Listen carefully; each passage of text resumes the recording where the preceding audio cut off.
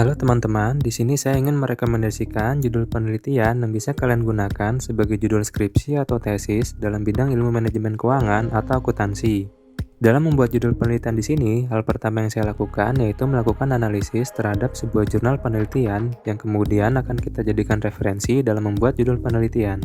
Jurnal yang akan kita bahas kali ini yaitu jurnal yang berjudul Top Management Team Meetings and Firm Performance yang ditulis oleh Harimawan dan kawan-kawan pada tahun 2020. Jurnal ini saya dapatkan dari website Emerald Insight. Buat yang belum tahu, Emerald Insight adalah sebuah website yang berisikan jurnal-jurnal internasional terakreditasi sehingga sangat kredibel untuk dijadikan sebagai bahan referensi saat kita melakukan penelitian.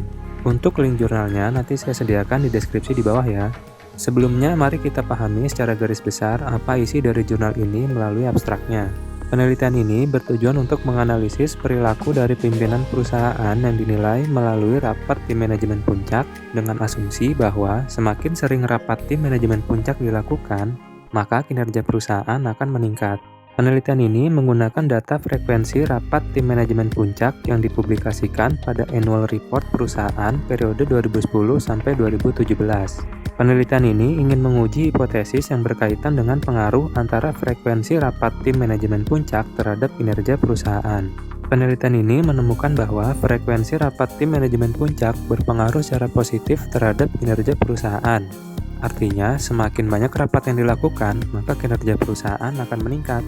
Selengkapnya bisa teman-teman baca sendiri ya. Dari abstrak ini, kita bisa tahu secara garis besar apa yang dibahas dalam jurnal ilmiah ini. Kemudian dari jurnal tadi bisa kita jadikan sebagai referensi kita dalam melakukan penelitian. Di sini saya membuat dua buah judul yang bisa teman-teman gunakan sebagai judul penelitian. Judul yang pertama yaitu pengaruh frekuensi rapat tim manajemen puncak terhadap kinerja perusahaan. Dan judul yang kedua yaitu pengaruh frekuensi rapat Dewan Komisaris, Dewan Direksi, dan Dewan Komite Audit terhadap kinerja perusahaan. Sebagai contoh, objek penelitiannya yaitu perusahaan manufaktur yang terdaftar di Bursa Efek Indonesia.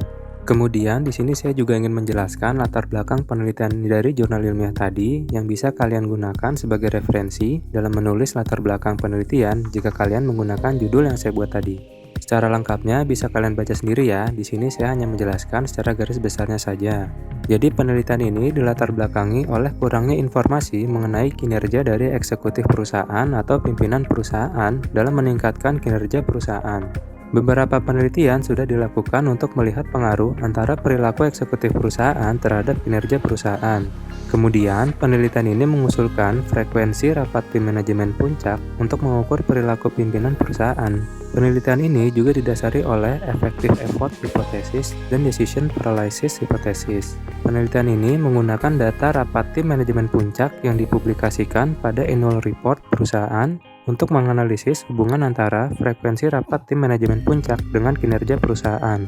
Kemudian, setelah memahami latar belakang penelitian, selanjutnya kita harus memahami konsep dari judul penelitian yang telah saya buat tadi.